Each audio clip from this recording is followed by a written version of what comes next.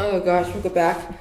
Today we're going to be reading another installment of the book that I think a lot of you guys like. We're going to be reading Roman Pilbrick's book, Freak the Mighty. And we are on chapter 4, What Frightened the Fair Gwen. Freak's not in my room for 10 minutes before he sets me straight on the fair Gwen. He's able to hump down the steps by himself, except it makes him sort of out of breath. You can hear him wheezing, or I guess you'd call it panting like a dog does on a hot day. He gets into my room, and I close the bulkhead door, and my room goes cool. You get to live down here, all by yourself. I eat upstairs with Grim and Graham. Freak works himself up onto the foot of my bed and uses a pillow to make himself comfortable. It's pretty dim down here, only the daylight from the one basement window, but it catches him just right and makes his eyes shine.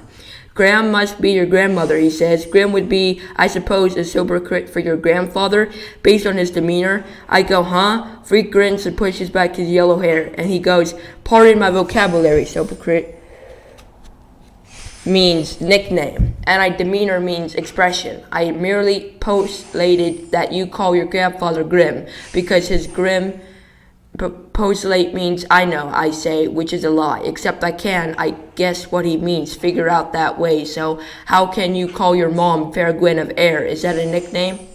How come you call your mom Fair Gwen of Air? Is that a nickname? Freak is shaking his head. I can see he's trying not to let on that he's laughing inside.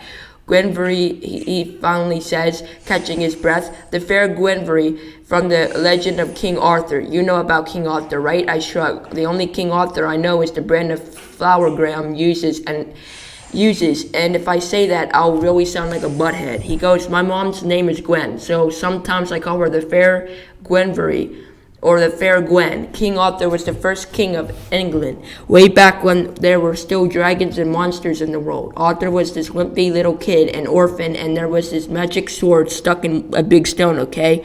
The old king had died, and whoever could pull the sword from the stone proved that he was the next king.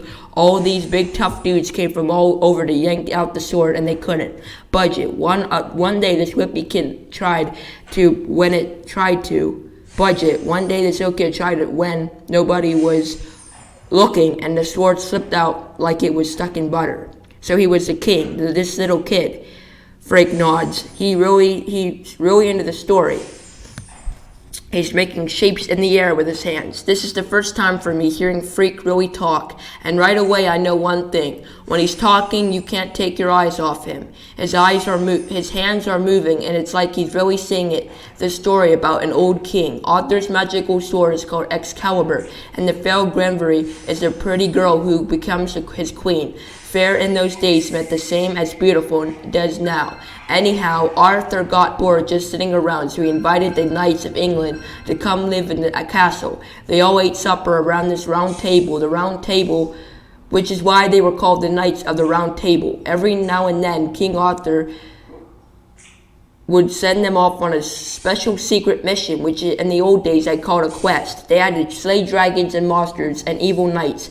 I assume you know what a knight wears in the battle. I think so, but I like hearing Freak talk, so I go, better tell me. And that's when I find out what he's so interested in some clanky old knights, because Freak really lights up and he goes, the knights were like the first human version of robots. They wore metal armor to protect them and make them invincible. When I got my stuff unpacked, I'll show you the pictures.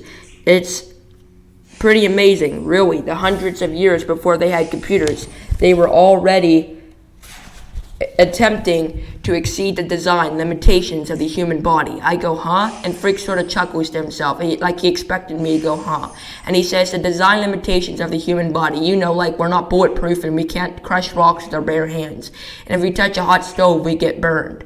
King Arthur wanted to improve his men, so he made them armor-plated. Then he programmed them to go out and onto these quests, slay the dragon, and so on, which is sort of how they program robots right now. I thought they weren't any real robots, just in movies. Boy, does that make his eyes blaze. Like, whoa, talk about laser beams.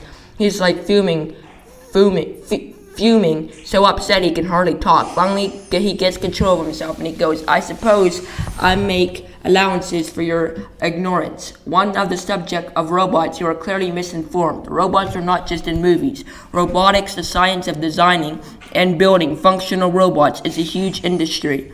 There are thousands of robots units presently in use. Millions of them don't look like the robots you see in movies, of course, because they're designed according to function. Many robotic devices are in fact sophisticated assembly units, machines that put together cars and trucks and computers, for instance. The space shuttle has a robot arm, right? I say. I saw that on TV. Freak sighs and rolls his eyes. Ah, yes, he says, television, the opiate of the masses.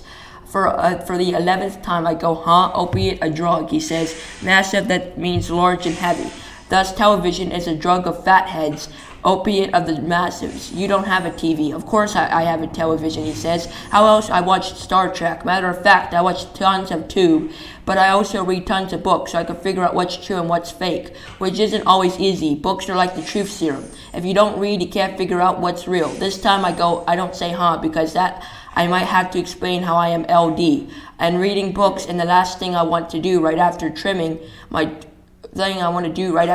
toenails with a lawnmower, gargling nails and eating worms for breakfast. Of course, Freak has probably already guessed I'm a learning disabled because he already looked around my room and it isn't exactly the public library.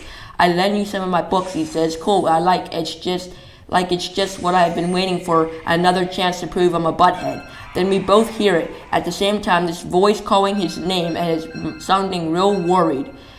The fair Gwen, he says, I gotta beam out of here. I go up and open the bulkhead door, and his mother is in the backyard, and she's looking out there, little red ragged. She catches sight of me coming up down under. It's like somebody shot her, like she's scared out of her mind. Whoo, Kevin, she says, I'm looking for a little boy. Kevin is huffing and puffing as he humps himself up the steps, and the fair Gwen grabs Freak and puts him in the wagon, and I swear she almost runs home, like if she doesn't get away quick, something really bad is gonna happen.